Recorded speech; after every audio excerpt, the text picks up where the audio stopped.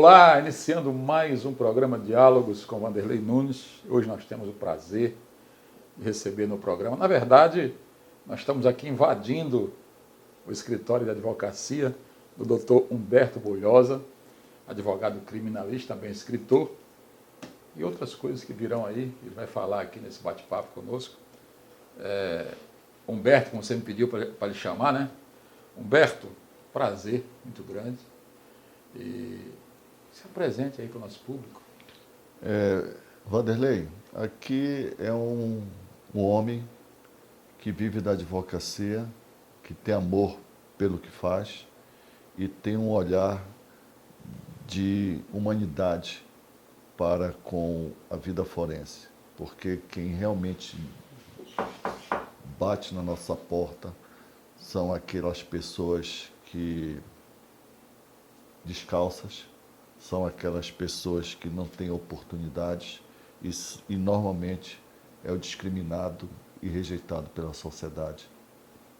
É quem bate no escritório de advogado criminal, mas já está lá no Novo Testamento. Quando Jesus estava no Sermão da Montanha, um discípulo questionou: mas por que só falais do pecador? Onde ficam os bons e sábios? E Jesus respondeu: eu não vim pelo pecador. Eu não vim pelos justos e pelos bons. Eu vim pelo pecador. E quem bate em nossa porta, normalmente é aquele que desrespeita as regras da sociedade. Agora o porquê, aí você tem que ter o dom para saber decifrar o enigma que tem dentro daquele homem. Humberto, antes da gente continuar, só para a turma aí, o pessoal que nos acompanha, entender um pouquinho mais da tua vida. Por que a advocacia? Por que você entrou por esse caminho? É interessante que eu vejo que Deus, ele me vocacionou desde o primeiro momento para ser advogado.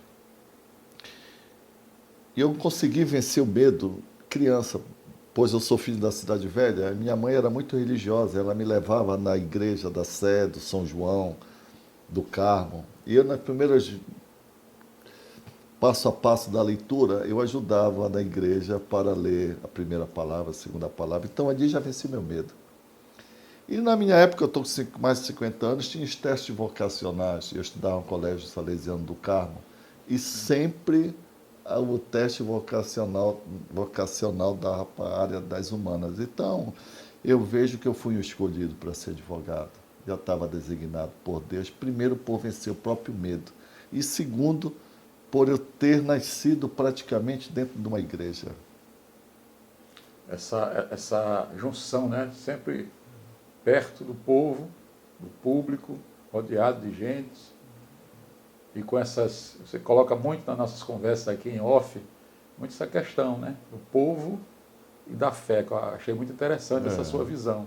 Obrigado. Uma visão de povo, né? De povo. Do mais necessitado. Do mais necessitado, do hipossuficiente. Muito interessante. E por que o lado criminal? O lado criminal, porque eu tive primeiro a oportunidade de trabalhar com um dos maiores advogados do país, que é o Américo Nunes da Silva Leal. Trabalhava com ele de manhã e à tarde trabalhava com civilista. Então, passei tanto pelo escritório do Otávio Mendonça, como a doutora Olga Baiman, advogada trabalhista, mas impregnou no meu ser a advocacia criminal, que era no púlpito, tribunal do júri. Você falar, eu tenho o dom da fala, Deus me deu isso daí. Pra você ter uma ideia, eu fui representante de turma da 5ª série até o último ano de faculdade e fui orador da minha turma. Então você já nasce com o dom de se expressar e a advocacia criminal, ela te dá este barco que tu possa montar e seguir. Você estava bem chancelado aí com o Américo, né? Para você ter uma ideia,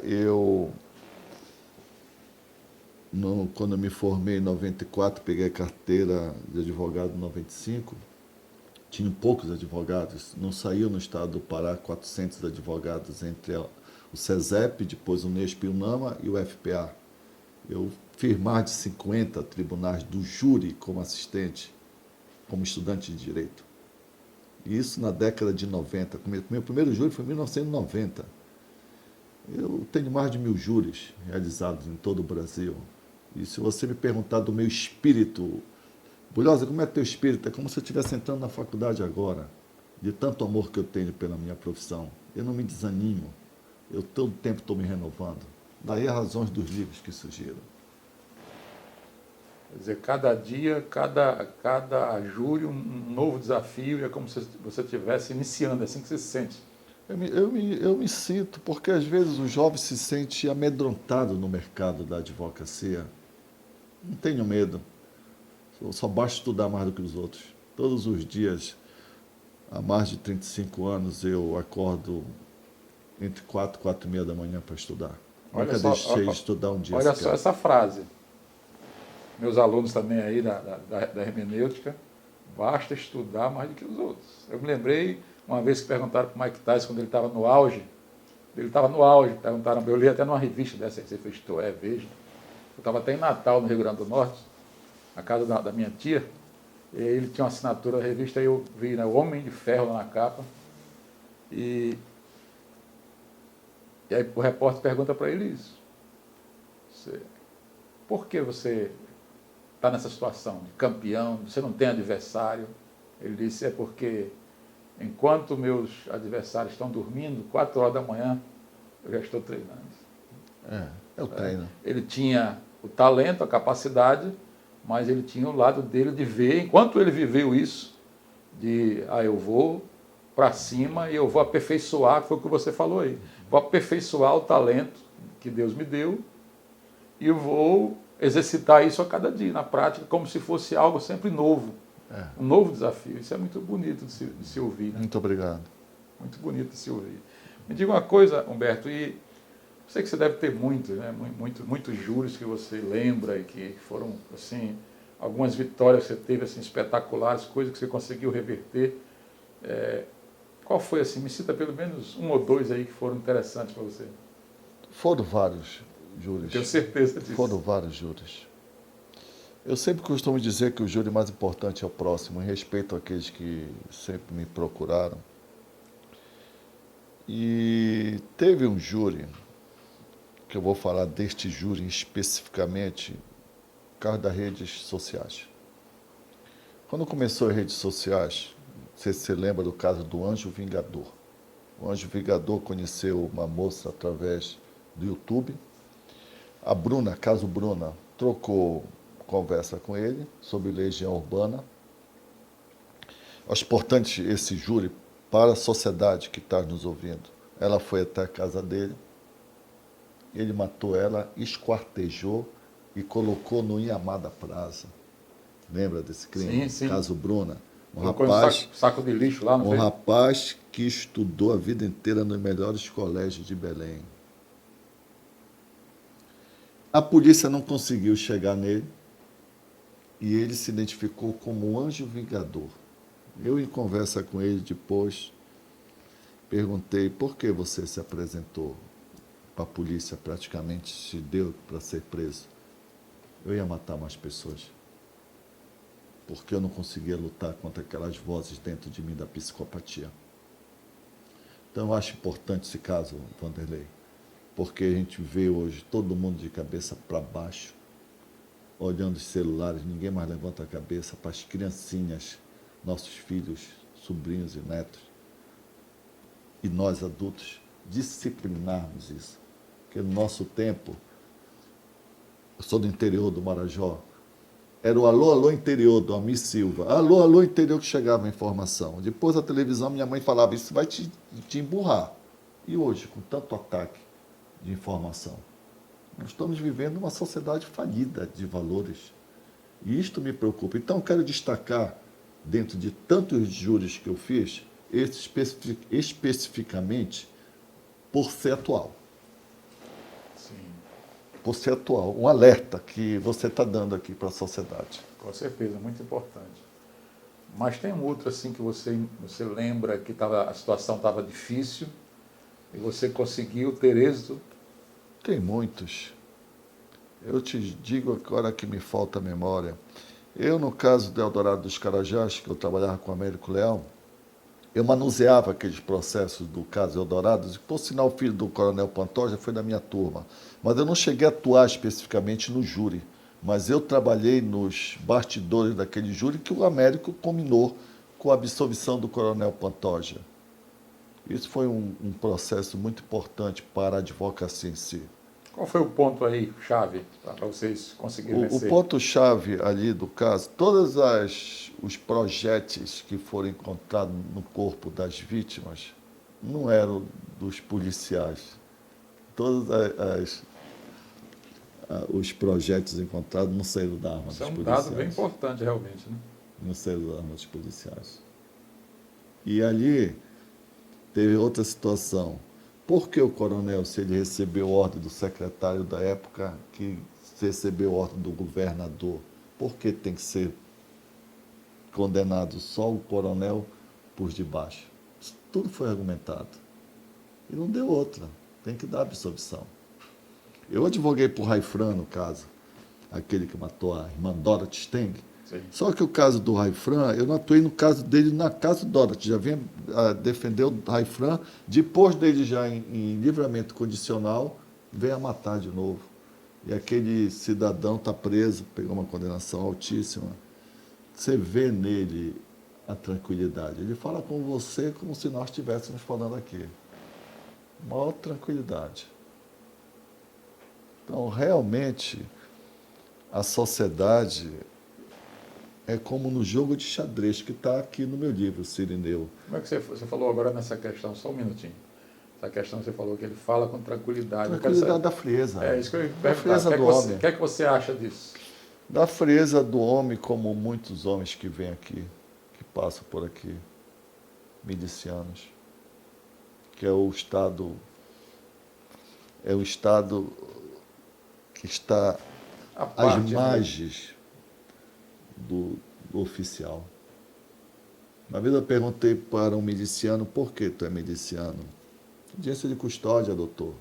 O cidadão vai lá, ele diz que a polícia agrediu, o juiz manda apurar lá o policial e nós aqui, depois ele sai e está achando graça para nós. Mas eu não vejo dessa forma. Eu acho que se você assumiu a farda, você tem que honrar a farda. E a audiência de custódia é um direito da dignidade humana, tem que ter. E no seu caso particular, como é que você se sente, muitas vezes, advogando para um cara que é realmente culpado, praticou aquele crime e, além de tudo, é frio, calculista? Como é que você se sente? Uma pergunta muito interessante. Eu não defendo o crime, eu defendo o criminoso. Assim como o doente é para o médico, assim como o pecador é para o padre e o pastor, é o criminoso para o advogado. 3 profissões levam o homem ao seu limite. Eu vou acrescentar mais uma. Psicólogo que eu sou também, que esse olhar é sobre o problema. 3 profissões levam o homem ao limite. 3 profissões. O médico diante da morte, o padre diante do pecador e o advogado diante da criatura humana. É você ter realmente o domínio da psicanálise, da neurolinguística, da neurociência e de matérias que vão te unificando numa multidisciplinariedade de olhar para você entender aquela criatura humana que senta diante de ti. Uma coisa que tocou muito bem aí agora é que, nós falamos isso no começo, que foi estudar mais, né? Que eu tenho certeza que faz parte de uma cabeça pensante. Porque se o cara só estuda, fiz o curso, tenho o curso universitário e vou atuar. Eu recebi a carteira, consegui a carteira da OAB e vou atuar. Ele será só mais um. Se ele não ama, se ele não tem chamado para aquilo, vocação, como nós dizemos, né? Se ele não é alguém, que eu acredito que quem é vocacionado e que faz por amor, logo ele será um grande estudante. E sendo um grande estudante, não tem perigo dele ser medíocre, né? De ser apenas um mediano. Ele sempre será alguém além, né? Sempre vai além daquilo que os outros podem ir. Não é verdade? Eu sempre costumo dizer que eu não fiz compromisso com a derrota. E Guimarães Rosa dizia que o que a vida quer da gente é coragem. Você tem, antes da Revolução Francesa, você tem um pensador Luc. O homem é o lobo do próprio homem. Depois você já tem aqui, depois da Revolução, Descartes. Penso, logo existo. Penso, logo existo. Você tem projetos. A floresta encantada está ali na frente. Tome decisão. O mundo, ele é mais feito do que daqueles que desistem do que daqueles que fracassam. Agora, tem que ter amor à profissão. Eu nunca precisei... Não tem uma pessoa que talvez nunca tenha trabalhado tanto na vida quanto eu. Eu nunca trabalhei, porque o meu ofício é meu amor. O meu escritório, que recebo aqui com muito carinho, que você é uma pessoa do bem, uma pessoa que leva a informação, está na minha igreja. Isso aqui é meu santuário. E quem entra aqui são meus amigos. E, por fim, o meu discurso é minha casa. Eu sou candidato agora aqui ao 5º Constitucional, vaga de desembargador. 30 anos com a ficha limpa. Nunca respondi qualquer tipo, nunca sofri uma punição da minha casa. São 30 anos contribuindo com a casa sem ter passado pelo crivo de uma punição, porque eu costumo dizer que você tem que atravessar o pântano, o advogado, qualquer um, qualquer área, evitar sujar a beira da calça. Muito bom, muito bom. Me lembrou aí uma fala do próprio Jesus, né? Quando ele disse que quando você fizer apenas aquilo que lhe mandam fazer, se considere servo inútil e infiel.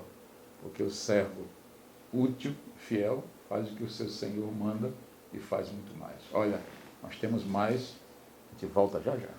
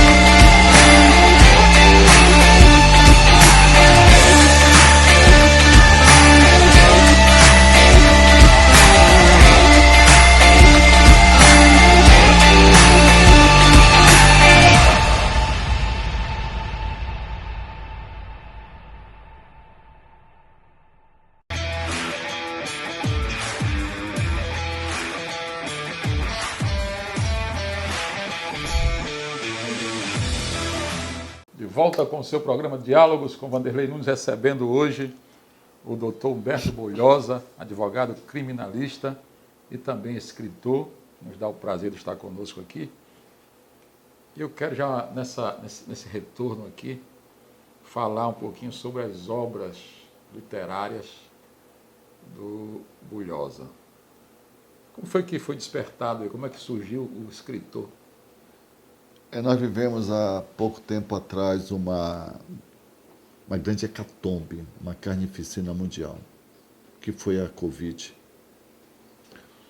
E eu, ali naquele momento da Covid, vem a Fênix, vem o Lázaro que ressurge através de projetos.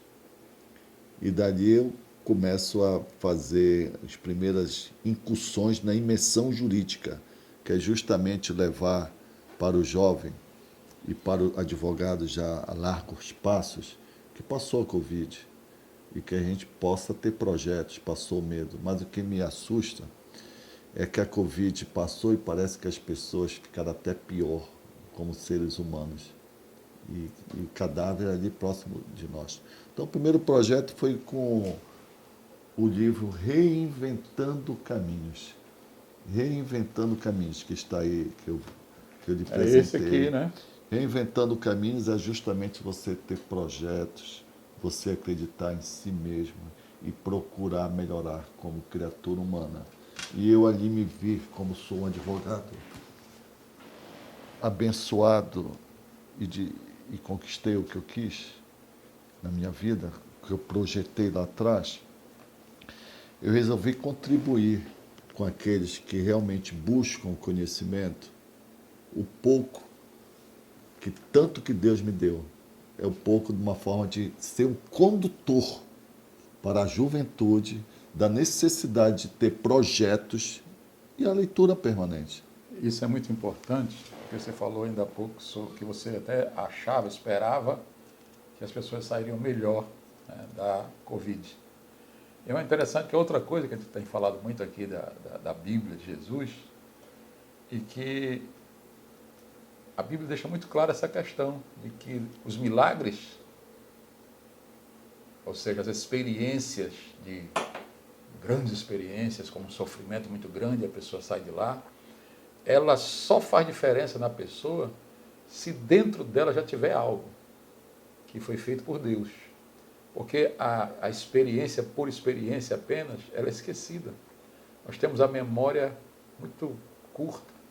Então é necessário que haja, o próprio Jesus falou muito sobre isso, é necessário que haja uma obra de Deus no coração, para que essa pessoa, ao ter as experiências, ela possa juntar essas duas coisas, né, aglutiná-las e realmente que sirva para ela.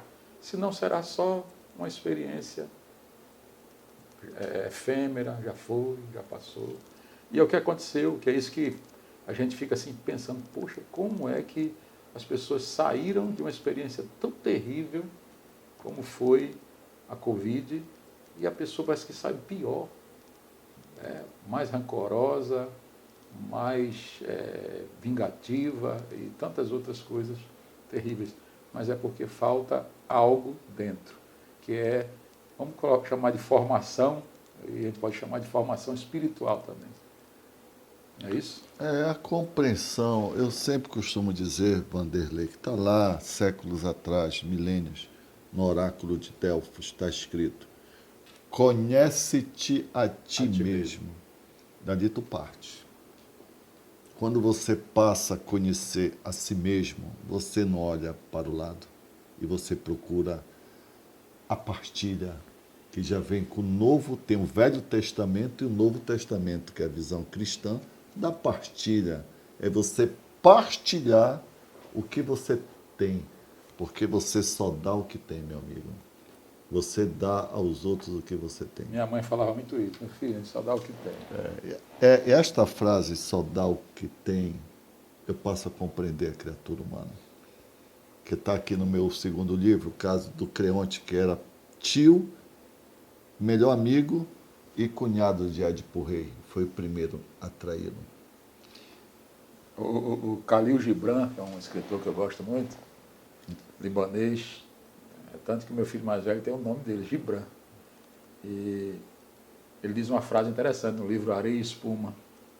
Ele diz assim: se você estende a sua mão pedindo pão e alguém lhe dá uma serpente, não se assuste não, ele só tinha serpente para lhe dar. É verdade. É isso aí, dá o que tem. Né? Você sabe, eu sou de uma geração, eu sou o último filho de 14. Tenho irmãos que entraram no curso de medicina em 69, o ano que eu nasci. Em 1970, o menino, 1980, passava na minha mão Khalil Gibran.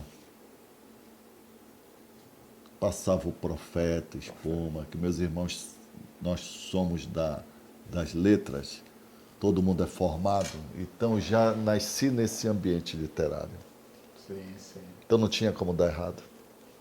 Não tinha como dar errado, porque o Monteiro Lobato lá, eu na década de 70, quando o cara estava assistindo Sítio do Pica-Pau Amarelo na televisão, eu lia o Sítio do Pica-Pau Amarelo, E Monteiro Lobato dizia que o homem e um país,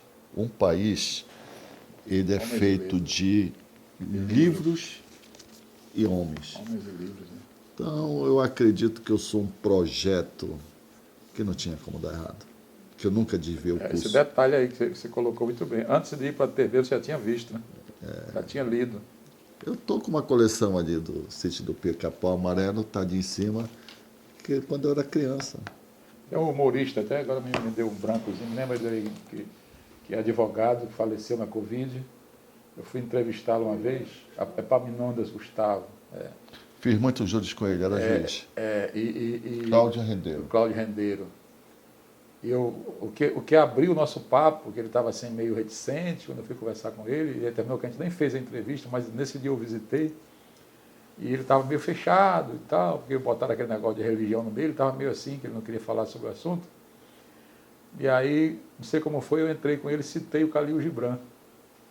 A conversa, pronto, aí ele abriu, porque ele é apaixonado também. Eu também sou pela apaixonado. literatura e pelo Khalil Gibran. Né? Eu aproveito o ensejo do Khalil Gibran, que às vezes vem aqui mãe e pai, que fala assim, porque eu tenho 6 filhos, 8, esse deu para que não presta.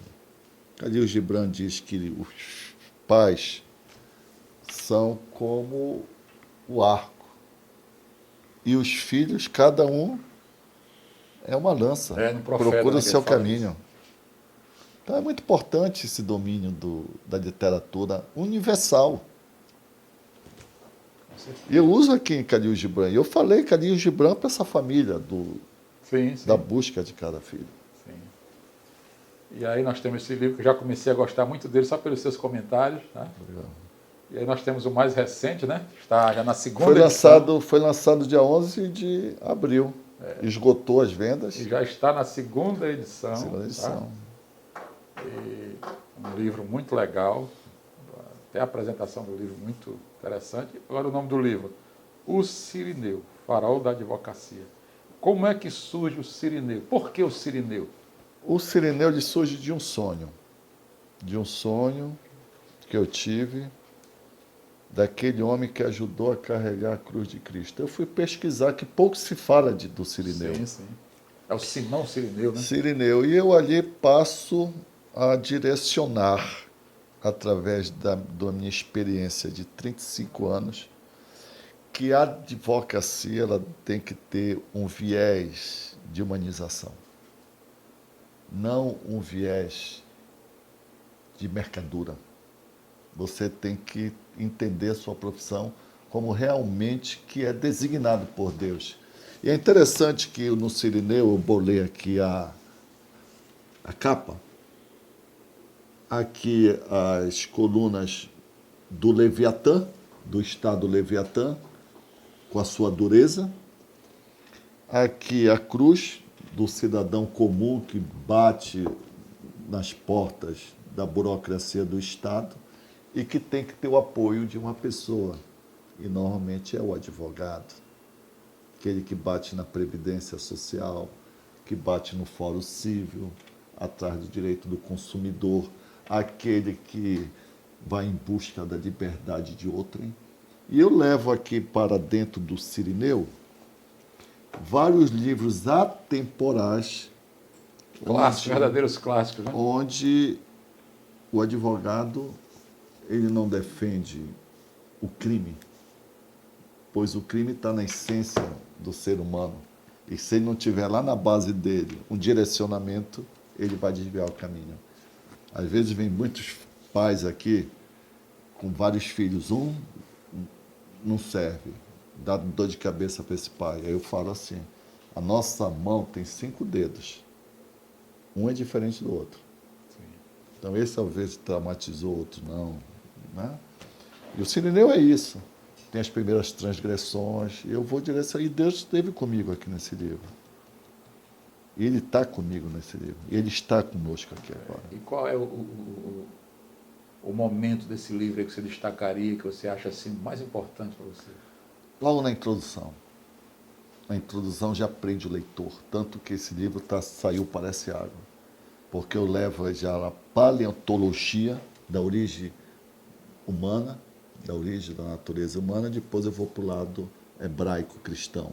Eu deixo o leitor decidir o que é que ele quer seguir. Muito bom. Se ele vê a nossa origem através da explosão ou através da religião. Em tempos de polarização, hein? Isso é muito bom, porque o cara segue logo um lado só e você deixou os dois lados para que, colocando as duas situações, e que o leitor decida Conhece-te a ti mesmo.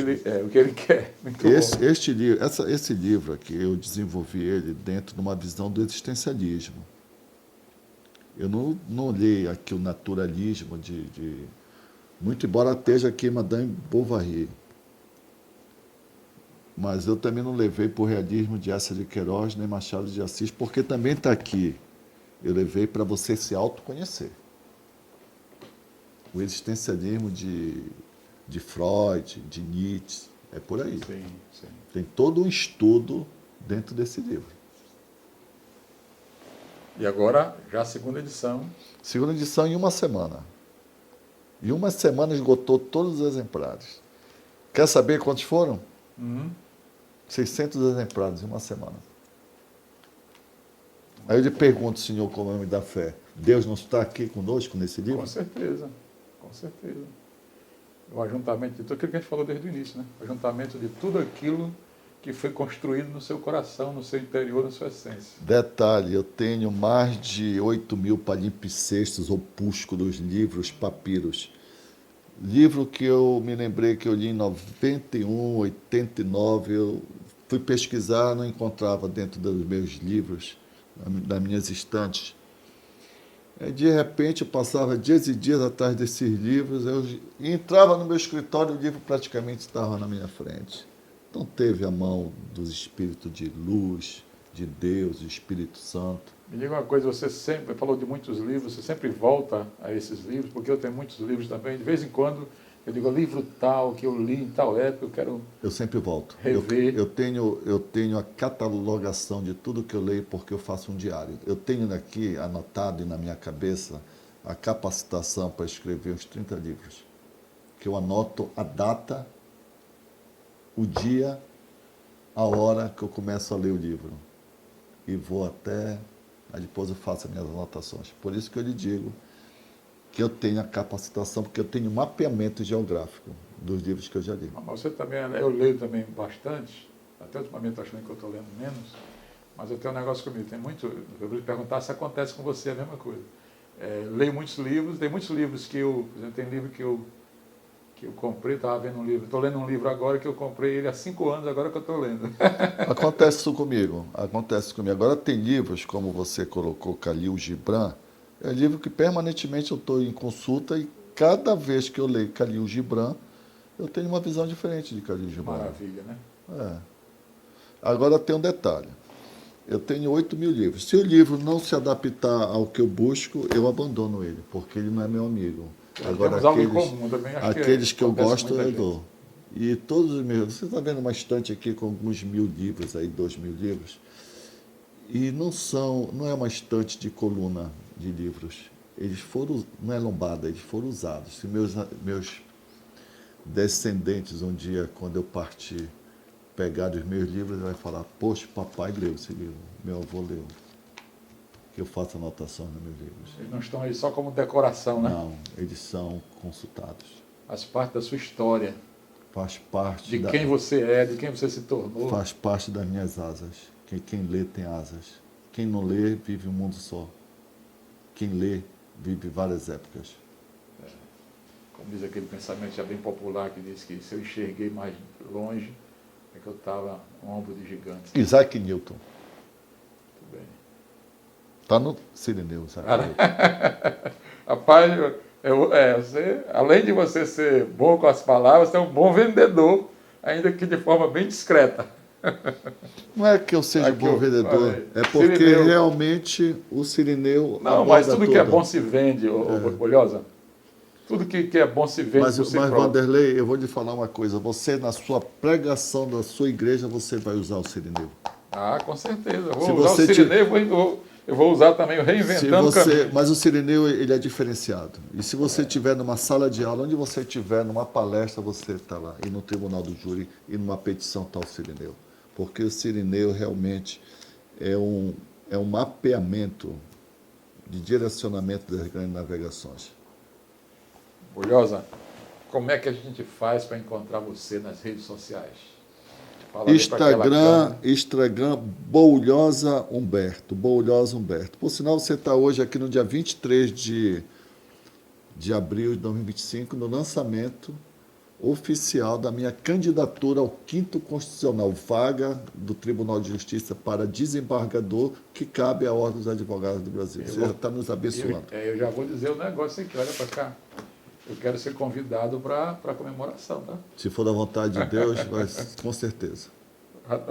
Gravado aqui, registrado. E está aqui o registro da candidatura. E você está testemunhando o marco histórico. Tá certo.